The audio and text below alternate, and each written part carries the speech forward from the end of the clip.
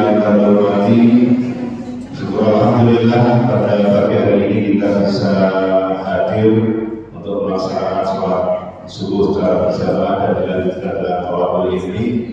Mudah-mudahan semua amal soleh dan ibadah kita senantiasa diterima oleh Allah Subhanahu wa Ta'ala. Amin ya rabbal alamin.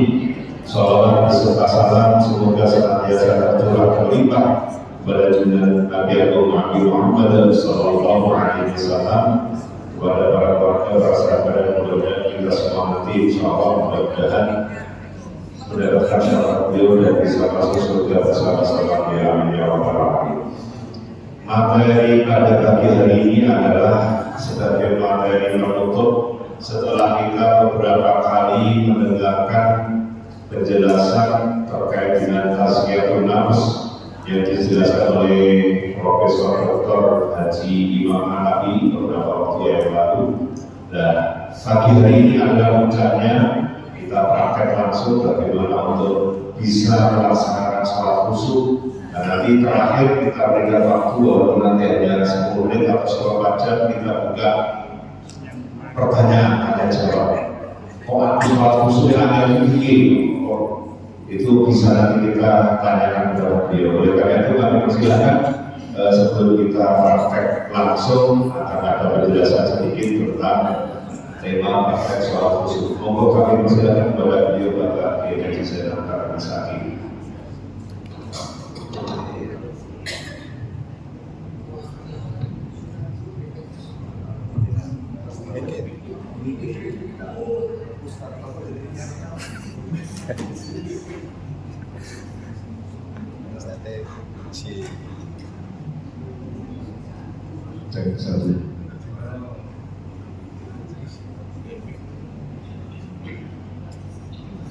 Assalamualaikum warahmatullahi wabarakatuh.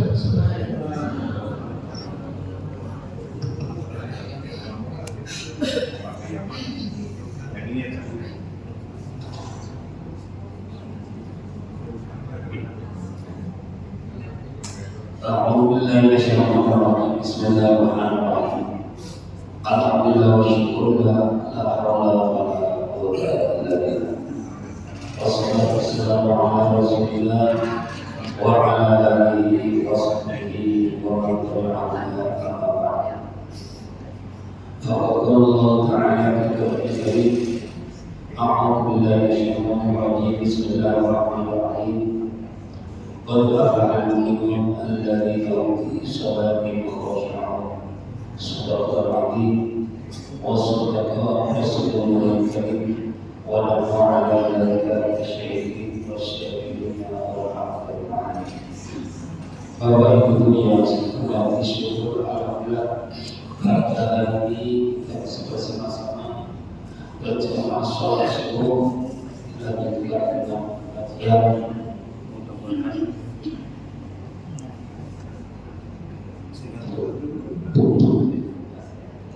ya, mudah-mudahan semuanya diberikan kesehatan Allah SWT, sehat jasmani dan rohani, dan mudah-mudahan sehat selalu, dan yang sakit mudah-mudahan cepat sembuh. Allahumma amin ya rabbal alamin.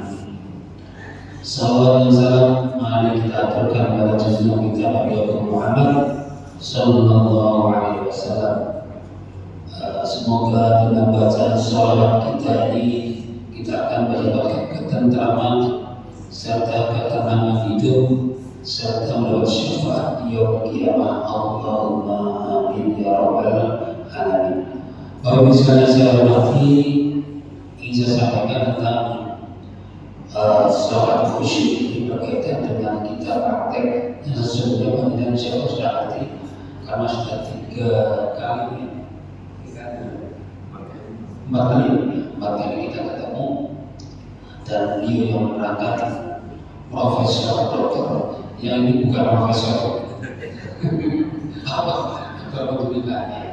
Nah, mari kita melakukan pengertian khusyuk dulu supaya kita jadi tidak bingung khusyuk itu apa, karena sementara ada mengatakan kok khusyuk itu angin dan khusyuk itu tidak perlu dasar. Khusyuk itu adalah dalam bahasa sukutul jawari ma'a hudurul jawari. Maksud ini hudur kami kesalahan. Hudur saya berani. Sukutul jawari ma'a hudurul qalbi. Ini jawabnya dulu. Harusnya tulisnya qalbi.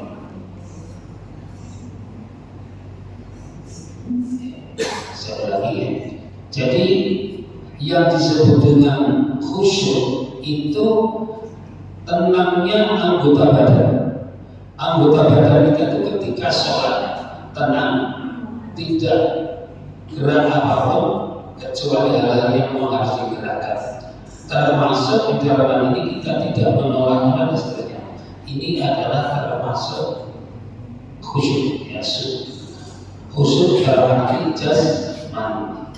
Karena badan itu adalah jasmani dan rohani. Nah yang sulit itu rohani. Rohani bagaimana? Yaitu dengan hudur qalbi, yaitu disertai hadirnya hati. Bagaimana menghadirkan hati di dalam sholat? Ini yang memang mungkin agak sulit, tetapi insya Allah kita latih. Sekalipun mungkin kita tidak 100% hadir hatinya, tetapi minimal kita ada hadir dalam waktu sholat ini. Makanya kategori orang sholat ini ada beberapa. Yang pertama, orang yang sholat tapi hanya ucapannya saja, hadirnya tidak hadir sama sekali. Mungkin termasuk saya pada begitu ya. Yang kedua, hatinya hadir tapi separuh-paruh atau pada separuh. Ketika Allah Akbar ingat, habis itu kawan lagi dan sebagainya. Ada lagi yang benar-benar hatinya hadir bagus 100%. Ya. Kemudian dan yang keempat ada lagi yang hadirnya hatinya serta sampai dia pada bilghaib, artinya sampai mendapatkan sesuatu yang luar biasa. Nah ini beberapa tingkatan. Nah, mudah-mudahan kita bisa menghadirkan hati karena dengan hati tenang sedikitnya. Jadi termasuk anggota badan itu harus tenang. Oleh karenanya pada saat praktek apapun yang kita lakukan di sini sudah tidak ada gerakan-gerakan yang lain kecuali gerakan untuk sholat. Kalau ketika kita hati-hatinya tidak bisa tenang, ini sulit ya. Maka di bawah penjelasan yang demikian, yang bagian dari hati menghadirkan hati adalah mengingat arti bacaan yang kita baca. Ya. Maka ketika kita mau takbir biasanya kan ada yang baca sesuatu, ada yang tidak. Kalau sudah tidak, maka misalnya dalam hatinya bisa ulang tidak. Allahu Akbar. Kemudian pada saat-saat yang lain gimana? Ya bacaan yang kita baca itu secara mungkin kita pahami, tapi tidak berarti kita menerjemahkan. Nah menerjemahkan orang ngomong soal ayat dulu, orang gitu. Ya, ketika Bismillahirrahmanirrahim dengan nama Allah yang maha masih lagi bapaknya orang-orang maka ini perlu dihafalkan dan dimengerti. Insya Allah dia mau pikir dan bacaan Al-Quran. Makanya ketika kita membaca Al-Quran, kita harus tahu kita minimal mendengar dirinya sendiri. Nah, kita lihat motivasi agar kita khusyuk ini ada beberapa ayat Al-Quran. Wala takum minal ghafilin, janganlah untuk orang-orang termasuk yang lalai dalam sholat. Artinya sholat tapi ternyata yang diingat bukan sholat tapi yang lain, sehingga akhirnya rakaat yang terlupa dan hal-hal yang itu yang diingat ya. Bahkan ada orang yang sholat dalam satu rakaat memikirkan masalah dapur di nanti akhirnya programnya masalah perdapuran. Maka saya ingat ketika ada kisah bahwa Imam Ghazali itu waktu itu ngimami ya. Nah adilnya itu gak mau ngomong gitu. Kenapa adilnya orang tuanya? Kenapa kamu gak mau ngomong itu? Karena kakak saya itu ngimami tapi isinya adalah aja kepalanya dulu. Saudara saya imami, saya sedang mengarang kitab, dan karang kitab itu diantaranya saya ingin pada saya tentang masalah darah haid. Nah, tapi katanya adiknya juga seorang wali barangkali ini, sehingga beliau sampai ini termasuk. Nah, sekarang yang kedua, wala taqrabus sholata wa antum sukara. Jangan engkau mendekati sholat dalam engkau dalam keadaan mabuk. Pengertiannya bagaimana? Ialah ketika kita sholat jangan sampai kita lupa. Orang yang mabuk kan tidak ingat apa-apa. Jadi apa yang baca juga tidak ngerti, apa yang dijawabkan juga tidak ngerti. Adalah di dalam sholat itu tidak demikian. Ketika kita ini kalau yang asli artinya sesungguhnya itu bahwa kita tidak boleh sholat yang ada mabuk. Artinya dahulu kan ketika belum ada larangan mabuk kan orang Arab kan banyak yang suka minum arak.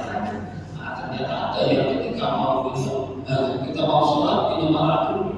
Nah, kita sholat akhirnya lama-lama, apalagi ketika baca surat Al-Kafirun, ya Al-Kafirun hanya pendek dibaca beberapa menit. Lama-lama orang bahwa antum tidak mabuk kira-kira ragu-ragu. Karena apa? Dia dalam keadaan mabuk. Nah, maka yang bagaimana agar kita konsentrasinya penuh, yaitu khusyuk itu antara lain Rasul mengatakan sholatlah engkau seolah-olah kamu akan mati besok atau akan diganti. Maka ketika kita sholat supaya kita mendekatkan diri kita kepada Allah, nah seolah bahwa kita akan mati sebentar lagi. Bagaimana kalau kita akan mati? Berarti segala sesuatu akan kita tinggalkan dan kita pasti ketemu Allah. Ada ketemu Allah itu apa yang kita siapkan? Kita lanjutkan. Latihan seluruh ini. Pertama, ini simulasi aja. Jadi kalau kita sholat, bukan sholat yang sesungguhnya simulasi ini.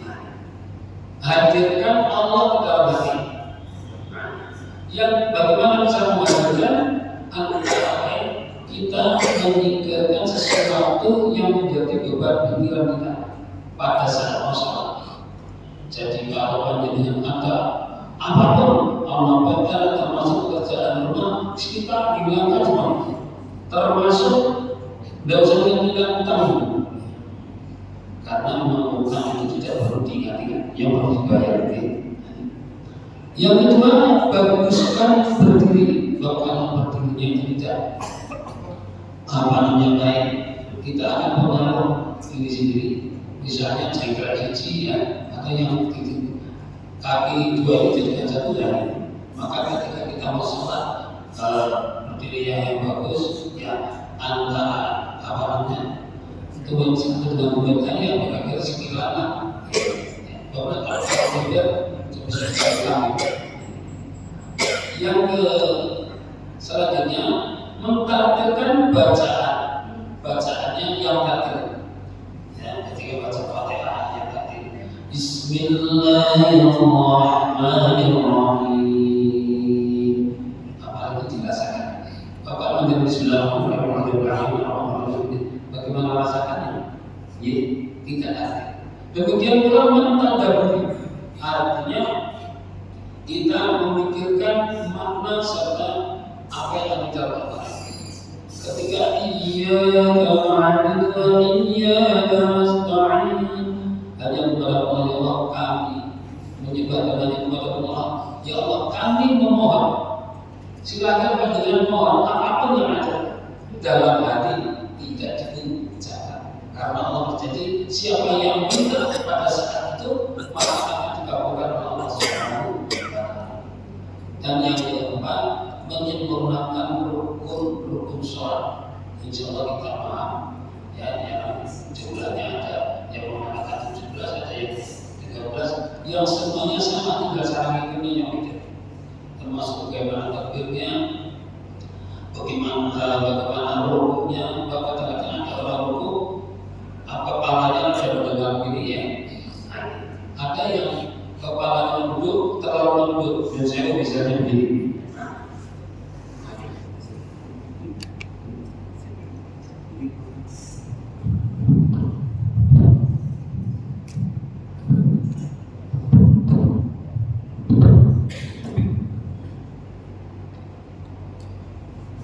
Nah, ketika kita rukuk kan ada yang Allah, ada lagi sambil mengisar Allah. Nah, ini. Dan ini kadang-kadang kalau diingatkan perorangan, ya Pak, tapi ini juga bisa tahu. Nah, saya tidak tahu apa karena lupa, apa karena panik. Harusnya kan ini lurus ya Allah berpegang ini Allah. Tangan ini kepala jadinya coba melihat tempat sujud. Nah, ini termasuk kita lihat menjaga sunnah-sunnah dan adab di dalam sholat, ya. Termasuk sunnah-sunnah seperti bacaan Subhana rabbiyal azim wa bihamdihi subhana rabbiyal a'la wa bihamdihi. Ini adalah sunnah. Artinya ketika kita tidak baca sah sholat. Sah. Hanya aja kita tidak dapat sunnah. Kita lihat ini saya agak bercepat. Ya. Nah, sekarang adab sholat agar mempunyai makna di dalam sholat ini di hadapan Allah Subhanahu wa Ta'ala. Yang pertama, apa yang diucapkan mulut bisa didengar oleh telinga sendiri. Karena ternyata badan kita ini semakin banyak menyerap apa yang kita dengar, ini akan semakin bagus. Maka orang baca, kita dengar, kalau kita melihat itu lebih bagus. Ya, makanya ada yang mengatakan ketika kita baca Quran, biasa ya kita lihat sekali hafal. Tapi ketika kita hafal kita tetap hafal. Yang kedua harus konsentrasi penuh. Hanya hadirkan hati dengan menggunakan pakaian yang bagus, pengertian bagus ini sesuai yang ada. Ya, jangan sampai kita merasa ketika sholat tapi ribu kurang lagi. Ya, karena apa? Pakaian saya agak kurang bagus, misalnya ada yang sobek dan sebagainya, kan enggak ya? Nah, kalau memang adanya begitu ya anggap itu yang paling bagus. Yang ketiga berdiri baik dengan merapatkan soft. Nah ini maka untuk masalah merapatkan soft ini sebetulnya ada ajaran Rasul supaya kita ketika mau sholat jamaah langsung sholat. Karena kita akan segera menghadap Allah Subhanahu wa Ta'ala bersilaturahim. Bayangkan kalau kita ketemu berdoa seperti sini semua ayat ingin salaman ya cepat-cepat ya. Tapi kita mau sholat itu mau ketemu Allah, maka sebaiknya dia demikian. Kemudian yang keempat bacaan dengan tartil, yaitu bacaan dengan pelan dan tentu sesuai dengan tajwid. Nah, ini yang kadang kita repot kalau bacaannya belum benar, termasuk makhrajul huruf dan tidak syariat. Maka di sini minimal kita ini baca fatihahnya benar, artinya sesuai dengan tajwid. Jangan sampai salah sehingga sholat kita ikut menjadi sah. Kalau karena fatihah adalah rukunnya sholat, rukunnya harus dilakukan. Kalau tidak dilakukan berarti sholat itu bagaimana? Tidak sah.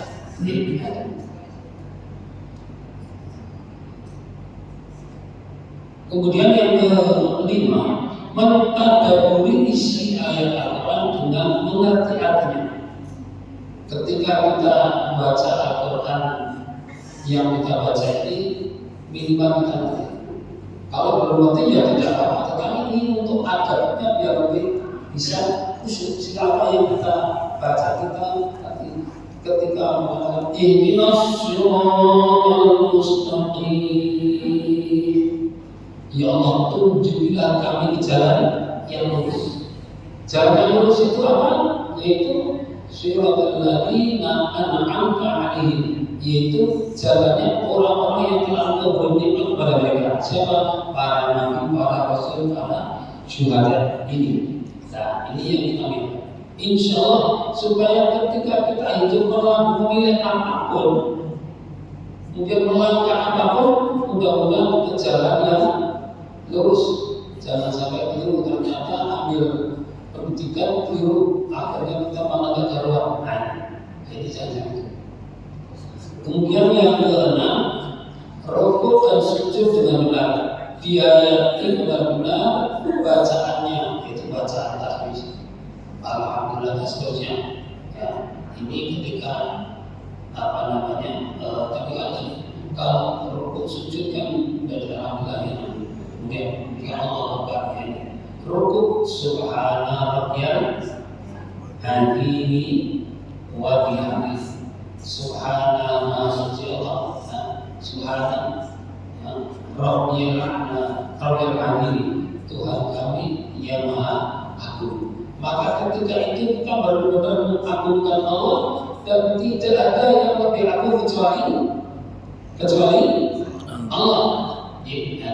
Maka ketika itu maka semua sifat-sifat sombong kita hilangkan, dan pada saat itu pula maka semua hal-hal yang ada di dalam pikiran kita semuanya kecil.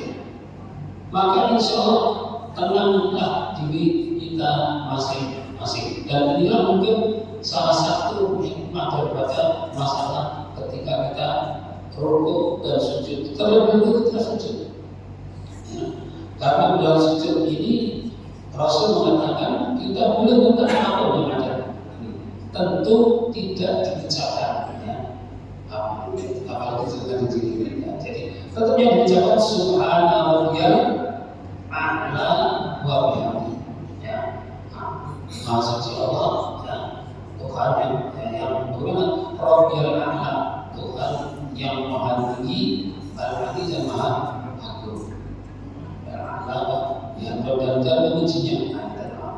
Jadi kita maka ketika sujud kemudian terlebih pada saat sujud termasuk waktu-waktu mustajab.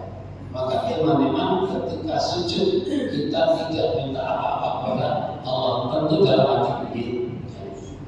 Kemudian melaksanakan sunnah sholat. Itu kita tahu apa sunnah sholat, apa wajibnya sholat, ini sudah maklum. Tidak saya berbahas. Kita lanjut. Ini termasuk nanti di dalam prakteknya demikian, supaya kita tidak terlalu jauh. Saya kira sementara itu dulu, dan nanti supaya waktunya cukup, minta tolong mungkin batas ini bisa disingkirkan dulu. Nanti ibu di belakang semuanya, ada Agak ini aja biar ibu bisa melihat. Agar ibu bisa melihat di sini. Enggak, maksudnya di belakangnya bapak-bapak. Ibu tidak bisa melihat di sini. Bisa tidak di sebelah sini.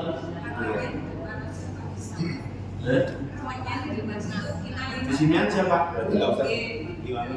Bapak-bapak di sini, ibu yang di belakangnya. Belakangnya ya karena kursi juga masih kursi supaya kita benar-benar merasakan apa yang Bapak-bapak kita langsung praktek.